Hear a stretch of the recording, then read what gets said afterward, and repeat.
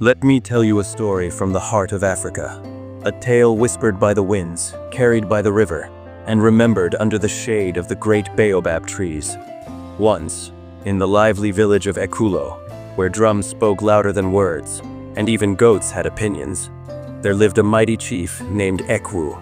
His voice could scare thunder back into the clouds, and his footsteps made the ground remember who was in charge. But for all his power and pride, Chief Ekwu had one precious treasure, his daughter, Zula. Zula. Her name meant peace, but her spirit was fire. She was graceful, clever, and bold, a storm wrapped in silk. Suitors from far and wide came to win her heart. Warriors, merchants, storytellers, they all arrived with chests full of gold and heads full of ego. But Zula, she wanted none of them.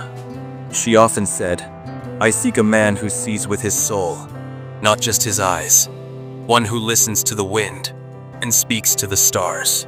While the whole village buzzed with gossip about who Zula would choose, up on a quiet hill just outside the village, a young goat herder named Taju sang to his goats and carved little wooden animals under the mango tree.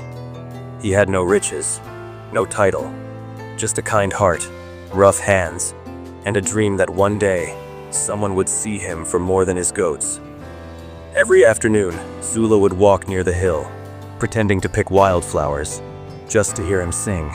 She never said a word to him. But Taju, he noticed. Every smile she tried to hide. He noticed everything. Yet, he said nothing. For how could a goat herder dare dream of the chief's daughter? Then one day, Chief Ekwu made a grand announcement in the village square. "My daughter shall choose her husband in 3 days. The finest suitors will come, and the whole village will witness the trials." The drums rolled, dancers spun, and the people cheered. But Zula, she was silent. And so the day came. One by one, the suitors appeared.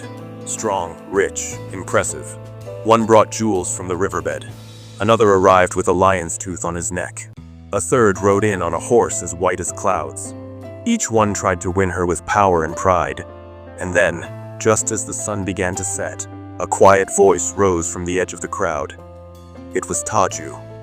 He walked forward, barefoot, holding nothing but a small, carved wooden goat.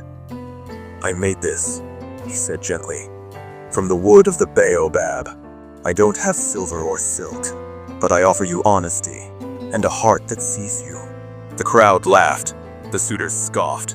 Even the goats seemed confused. But Zula? She smiled. Chief Ekwu, of course, roared in disbelief. "A goat herder? This is an insult." But before anyone could speak, Taju bowed and said, "I don't ask for her hand, only a chance to prove I'm worthy." The chief, though angry, loved tradition, and nothing pleased him more than a good challenge. "Fine," he declared. 3 trials: strength, wisdom, and heart. The first trial was to carry a basket of yams up the steep hill before sunset. The strongest suitor ran like a bull. Taju too began climbing, but halfway up, he saw an old man struggling with firewood. He paused, helped him, then finished the climb, just as the sun kissed the horizon. The second trial was a riddle from the village parrot, a bird known to confuse even the cleverest elders. "What grows when shared, but shrinks when hoarded?" the parrot asked. The warriors scratched their heads. The merchant guessed, "Money." But Taju simply smiled and said, "Kindness." The parrot squawked in delight. "Kindness. Kindness." It flew in circles, dancing in the air. Then came the final test. The chief's voice lowered. "Give away something that is precious to you." The suitors offered rings, spears, silk cloaks. Taju turned quietly, walked to a shy little boy at the edge of the crowd, an orphan, and placed his carved wooden goat in the boy's hands. "It's yours now," he said softly.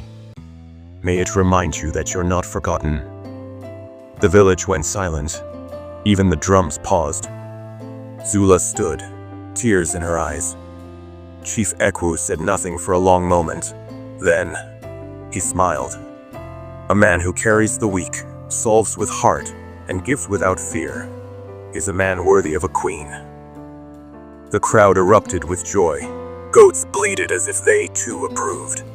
And so, beneath the vast African sky, the chief's daughter chose not a warrior nor a prince, but a goat herder with dust on his feet and gold in his soul. From that day on, whenever anyone asked about love, the elders of Ekulo would say, "Look not at the robes or the riches.